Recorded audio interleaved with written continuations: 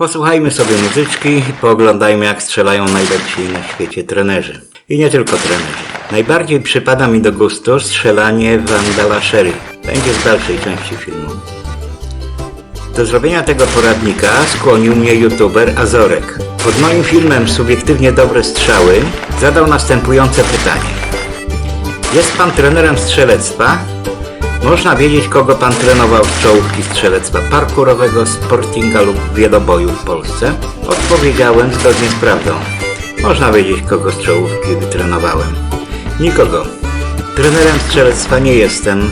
Bardziej w psy się bawiłem. Ostatnio troszkę ciężko mi się chodzi, to bawię się strzelectwem. I to strzelectwem rekreacyjnym. Seks już też tylko rekreacyjnie uprawiam. Pierwsza myśl, że pytanie zadał tajemniczy AS. Ten sam, który wypytuje Remka Włodarczyka na Facebooku, ilu mistrzów wyszkolił. Dostał od Remka odpowiedź. Doszedłem jednak do wniosku, że AS miałby ksywkę Azor, więc pomyślałem sobie, że skoro ma ksywkę Azorek, to musi być młody człowiek. To dość oczywiste. Warto więc młodemu wyłożyć, jak wyszkolić mistrzów, bo widać, jestem zainteresowany. Przy okazji może i starsi się czegoś dowiedzą. Konkurencji już się nie obawiam, bo i lata nie te, i autorytet mizerny, a właściwie tego w ogóle brak, więc sam już się za szkolenie mistrzów nie biorę. No, ewentualnie mógłbym się wziąć za szkolenie wicemistrzów. Tak, to już prędzej.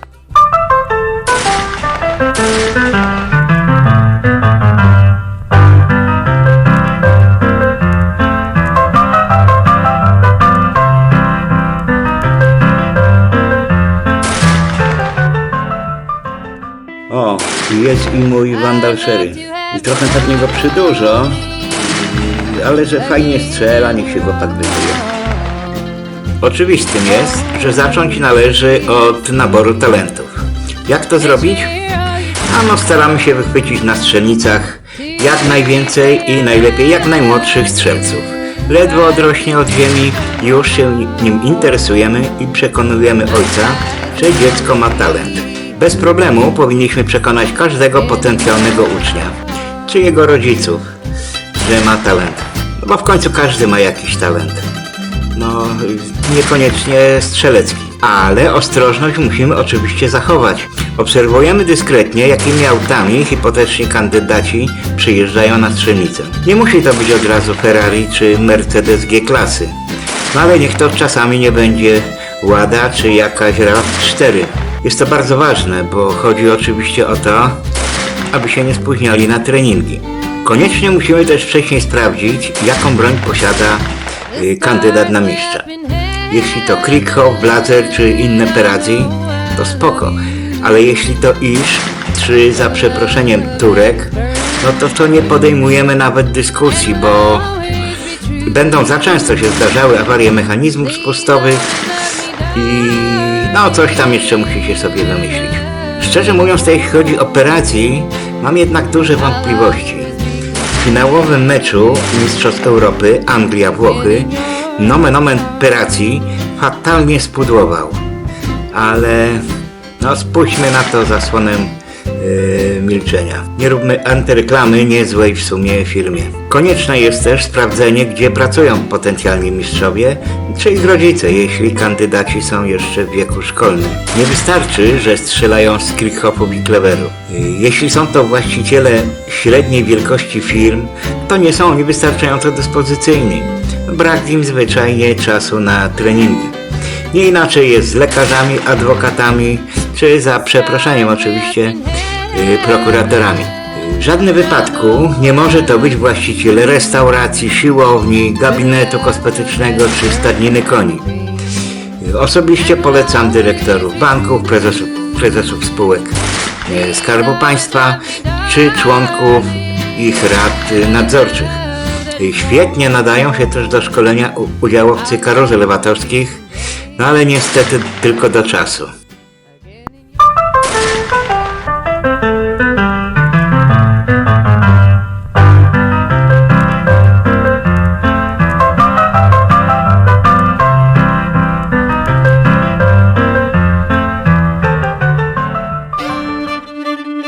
Dla osiągania dobrych wyników, w tym również strzeleckich, konieczny jest nasz autorytet. To oczywiste. Teraz się skoncentrujcie. Dziękuję. I słuchajcie uważnie. Zapamiętajcie to, co teraz powiem. Oczywiście nie o to chodzi, że jestem mądrzejszy, chociaż przypadkowo jestem, ale ważne będzie to, co usłyszycie. Oto kilka sprawdzonych przeze mnie myków. Myk pierwszy. Pytamy kandydata, z kim wcześniej strzelałeś. No, z Witkiem. No tak myślałem. A co? To źle? Nie, no dobrze. No to oczywiście intonacja jest bardzo ważna. Myk drugi. Większość trenerów twierdzi, że aby rozbić Rzutka, to jego tor i tor Wiązkich Śród muszą się skrzyżować. To jest oczywiście słuszne, ale ja radzę dodać jeszcze taki szczegół, że te tory muszą się skrzyżować w tym samym czasie. Znowu Gebel. No, jego to nigdy za wiele. Myk trzeci. Chwalimy się osiągnięciami naszych uczniów, ale tylko jeśli są na pudle. Niech was ręka boska broni wspominać o tych na 71. czy nawet 52. miejscu. Myk czwarty. Omawiając możliwe techniki strzelania, przedstawiamy ich przynajmniej ze 6. Prędkości kątowe lufy i rzutków obowiązkowo podajemy w mili radianach na sekundę. Prędkość liniowe rzutków w kilometrach na godzinę. Każdą technikę omawiamy maksymalnie szczegółowo. Wyjątkowo przydatną do budowania autorytetu poprzez zademonstrowanie ogromnej wiedzy są pulpusze, czyli technika dotknij odjedź.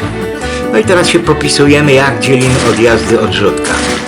Odjazd lekki, odjazd średni, odjazd mocny. Odjazd lekki dzieli się na odjazd lekki, odjazd lekki średni, odjazd lekki mocny. No to dokładnie tak jak z budową dzidy. No każdy wie, że dzida składa się z przeddzidzia, dzidzia właściwego i zadzidzia. Przeddzidzie składa się z przeddzidzia, dzidzia właściwego, przeddzidzia no i tak dalej. To nam doda dużo autorytetu i zbuduje zaufanie ucznia. Myk piąty. Musimy być przygotowani w razie pudła na pytanie ucznia, gdzie poszedł strzał. Górą, dołem, przodem. No generalnie odpowiadamy, że poszedł w pizdu. I nie pomylimy się nigdy. No i autorytet zachowamy. A tak swoją drogą, dlaczego mówi się w pizdu, a nie mówi się WZD-du, PO-du, to już się nie mówi.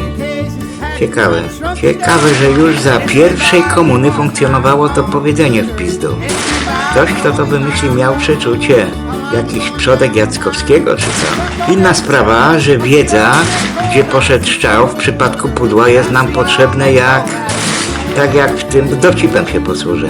A przy okazji dochodzą mnie słuchy, że te moje żarty są za trudne i nawet Artur niektórych nie rozumie.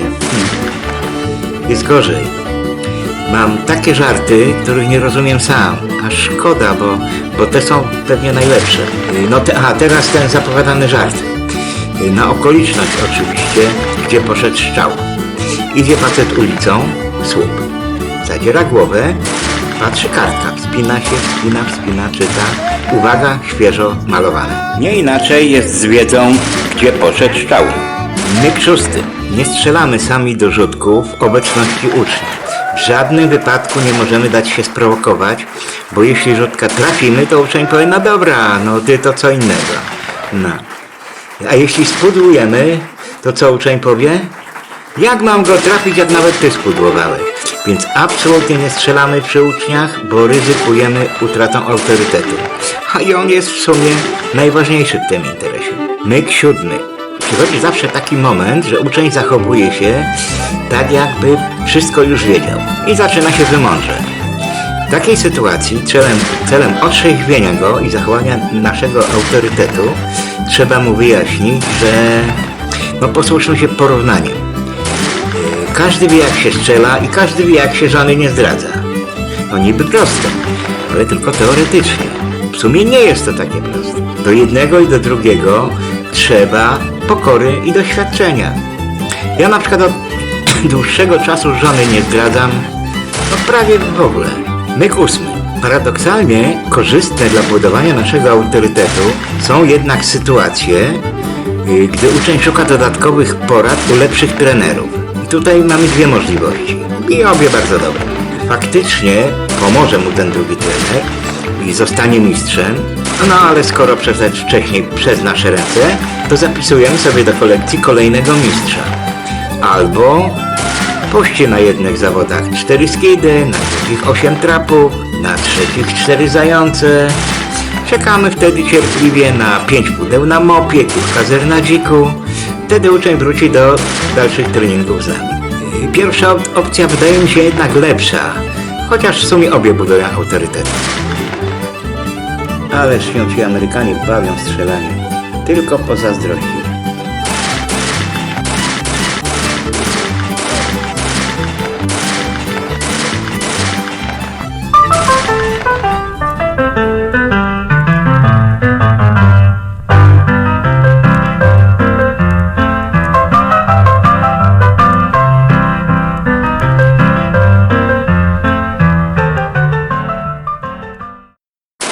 Nabór przeprowadzony, autorytet już zbudowany, no to przechodzimy do treningów. Przed ich rozpoczęciem musimy zdecydować, jaką wiedzę chcemy uczniom przekazać. Oczywiście, jak w każdym działaniu, tak i w strzelectwie, są cele faktyczne i cele deklarowane. Uczeń nie powinien wiedzieć wszystkiego i cele deklarowane muszą mu wystarczyć. Tak dla przykładu, wydawać by się mogło, że warto uświadomić kandydata na mistrza, tak niby przy okazji lekceważąco, że trening z Digweedem kosztuje 1000 funtów za 4 godziny, bo chętnie będzie nam płacił 1000 zł, wyczuwając okazję. Ale częściej może to mieć skutek dokładnie odwrotny. Uczeń może uznać, że skoro płaci 5 razy mniej, bo tak to wychodzi przy obecnym kursie funta, to ma również 5 razy gorszą usługę. Trzeba jak widać być ostrożnym. No muzyczka nawet całkiem. No to tak, uczniów organizujemy w grupy, najlepiej 6-osobowe. Dużo strzelamy i cierpliwie czekamy. Chodzi tu o jak największy przerób. Im więcej uczniów przerzucimy, tym więcej mistrzów nam się przytrafi. Hipotetycznie, jeśli wszyscy strzelcy przejdą przez nasze ręce, to wszyscy mistrzowie będą naszymi uczniami. Tylko teoretycznie oczywiście, bo jak w tym powiedzeniu, wszystkich dziewczyn nie przelecisz, ale próbować trzeba. Absolutnie nie przejmujemy się tym, że część strzelców przejdzie do innych klubów i automatycznie będą zmieniali trenerów. W efekcie przeciętny strzelec obskoczy kilka klubów, wielu trenerów i o to chodzi. Chociaż ja na przykład zmieniałem często kluby, dyskoteki, towarzystwo i mimo wszystko trafiłem na swoją starą. No ale ja jestem wyjątkiem, jak wiadomo. W efekcie okaże się jednak, że z tego pozornego chaosu wyrasta kilku mistrzów. Każdy z trenerów będzie mógł się nimi pochwalić. Ten ma 8, ten ma 12, a tamten to 23. Mechanizm jest dokładnie taki sam jak z niedźwiedziami w Bieszczadach. Skrupulatne inwentaryzacje wykazały, że żyje tam 12 niedźwiedzi ukraińskich, 12 słowackich i 12 polskich. Razem w Bieszczadach żyje 36 niedźwiedzi. Proste. I konkretne przykłady? Proszę bardzo. Jedni z najbardziej utytułowanych polskich strzelców, Paweł Załoga i Remigiusz Włodarczyk, właśnie strzelają, obaj. Dobrzy są. Mieli jeden 5, drugi 7 trenerów. Aż 12 trenerów może się pochwalić takimi 2 mistrzami. No lepiej trzeba. Trochę mnie nudzą już te parkury. Pooglądajmy sobie skida. No ten jest akurat dobrze sfilmowany, bo czasami to... Pilnujemy się również, aby za bardzo nie zakolegować się z uczniem, bo trudno nam będzie realizować cele faktyczne i może nas zgryźć sumienie. No chyba, że nie mamy sumienia, to oczywiście jest bez znaczenia. No ale jeśli już faktycznie przez nieuwagę zakolegowaliśmy się z uczniem lub na przykład stracił pracę i nie możemy z nim realizować tych celów faktycznych, to musimy się go pozbyć. Ale zróbmy to elegancko. Oto kilka sprawdzonych przeze mnie sposobów. Jeśli to kobitka, to zadajemy, tak, ni z gruszki, ni z pietruszki, w miarę możliwości w najbardziej nieodpowiednim momencie w trakcie strzelania zadajemy pytanie. Ten 1000 zł, które płacisz za trening, to z seksem czy bez? Odpowiedź jest zawsze taka sama. No bez. A, to jak bez to 800 zł, nie 1000. Dziewczyny strzelają dalej, ale jak to przemyślą, to na treningi już nie przyjeżdżają. Metoda bardzo dobra, no ale z pasztetami czy facetami trzeba być bardzo ostrożnym, bo mogą odpowiedzieć, że seksem. No a dzisiaj te różne tęczowe LPG plus i no lepiej nie ryzykować. Z facetami sprawa jest prostsza. Trzeba tutaj wykorzystać męską próżność i przekonać ich, że już są doskonałymi strzelcami i teraz muszą sami wyciągać wnioski i samodzielnie dochodzić do wyników. No a w sumie to tak jakby dziewczyna po 3. numerze ubierała się i powiedziała, że teraz to już masz sam dochodzić. Gdyby jednak uczeń dalej chciał z nami strzelać, to już bardzo mocno mu wchodzimy na ambicje, mówiąc, że widzimy u niego ogromny talent, a nasze możliwości trenerskie już mu nie wystarczają. Wysyłamy go na przykład do Remika, on świetnie strzela, więc musi znać dobrego trenera. Jeśli to nie wystarcza, no to trzeba go wysłać do Hancocka czy Gebena. Oni to już muszą znać najlepszych trenerów.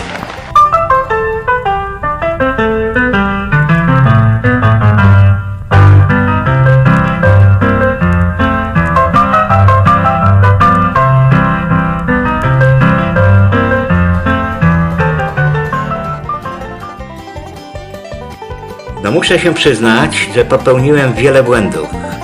No, bo wbrew pozorom wszystkich rozumów nie pozjadałem. Trochę przydługie mi to wychodzi. No trudno, może wytrzymacie. Przede wszystkim trzeba było przynajmniej raz zostać tym mistrzem Polski. To był pewnie mój największy błąd. Chociaż może kiedyś byłem tym mistrzem, tylko nie pamiętam, bo byłem pijany. Wykluczyć tego nie można. No i mogłem sobie jak inni zostać profesjonalnym trenerem. Wiedziałbym bez konieczności obserwowania każdego strzału ucznia na zawodach, jaki błąd popełnia. Prawdziwy trener to wie, a ja muszę pomyśleć. No a jak wiadomo, od myślenia włosy wypadają. No szkoda trochę, no ale trudno, muszę jakoś z tym żyć. Kolejnym i to kardynalnym błędem było wyhaftowanie uczniom z Caplok Team na kamizelkach. No ślepy zauważy, że to mój uczeń na Mistrzostwach Polski Powszechniaków był dopiero 54, bo strzelił 410 punktów. Co za durny pomysł był z tym haftem. W życiu Romana już nie... No nie chodzi tu o życie Botanga czy innych Romanów oczywiście. Tak się po prostu czasem mówi. Kurde, całe życie człowiek robi głupoty. No nie ma trapa, ale po co? To jest proste. Darek radzi, aby atakować przednią krawędź. Hubert tylną. Więc jasne jest, że trzeba walić w środek i wszystkie rzutki są zabite. Na śmierć. Albo taki przypadek, bardzo częsty. Ktoś chce wiedzy cząstkowej, na przykład jak strzelać w wertykala na wzwodzie, bo widział, że mój uczeń zabija je wszystkie. Tylko z nim jest problem, a reszta jest ok. To równie dobrze może pojechać do warsztatu wulkanizacyjnego i poprosić o napompowanie koła, tylko na dole. Ja durny usiłowałem mu wytłumaczyć, czym tkwi problem. To był poważny błąd. Równie dużym błędem było pozbycie się ucznia, który, że tak powiem, odwalał huk o godziny. Strzelał on do upadłego, każdego rzutka, którego pudłował, mając nadzieję, że w końcu się nauczy go strzelać. Przy tym żadne uwagi do niego nie docierały. No wszyscy znamy takie przypadki, że strzelec sądzi, że kiedyś trafi. No w sumie to i w środka też można trafić. Dość lekkomyślnie posłużyłem się przykładem. Powiedziałem mu, że ma podejście do strzelania takie jak do paszteta, za którego się zabiera. Pierwszy numer nie wyszedł, to próbuje drugi, trzeci, piąty w nadziei, że się w końcu uda. No pewnie próbuje dalej z tymi pasztetami, bo na treningi już się nie umawia. No to był też poważny błąd, bo cele faktyczne, no to on bezwzględnie zapewniał. No, chociaż kandydat na mistrza to na pewno był żaden.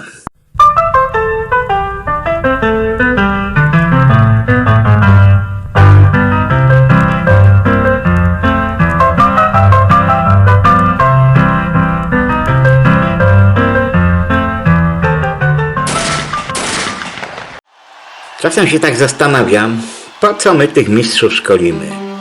Czy jak w moim przypadku wicemistrzów. Uważano za żart, jak kiedyś mówiłem, że są dwa sposoby wygrywania zawodów.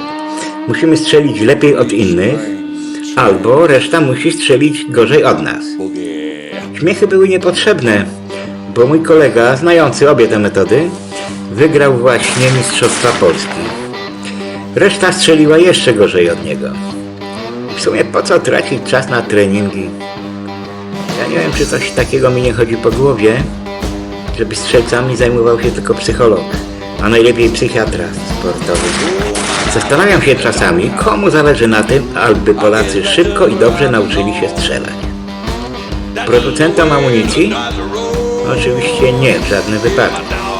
Związkom sportowym? O, gdyby wyniki przekładały się na zarobki działaczy, to pewnie tak. Właścicielom strzelnic? No chyba po to, żeby im obroty spadały. Producentom broni? Po co, żeby mniej sprzedać? No nie. Producentom rzutków? No też im spadną obroty. No, chyba że mieli za duże. No to co innego. Polskiemu Związkowi Łowieckiemu? No to chłopaki wystrzelają zwierzynę i na co będziemy polować? Ale widać jednak światełko w tunelu. Rabin chce wasz hajs, jest zapalonym strzelcem. On dość skutecznie przekonuje ambasadę Izraela w Polsce, żeby naciskała na polski rząd w celu ułatwienia dostępu do broni, budowania strzelnic i popularyzowania strzelectwa. To musi wywołać pozytywne skutki, bo to właśnie Izrael jest żywo zainteresowany tym, żebyśmy dobrze strzelali. Bo jak nie poradzą sobie z Palestyńczykami, to nas tam wyślą w misji pokojowej. To ma sens. Kończąc tym optymistycznym akcentem, zapraszam do lajkowania, bo do subskrybowania to może już niekoniecznie, tak sporadycznie się te moje filmiki pokazują, że może nie mieć to sensu, albo może tym bardziej. I do zboczenia na strzelnicy, bo może oglądają to również dziewczyny. Szczególnie zapraszam na strzelnice te nie za wysokie.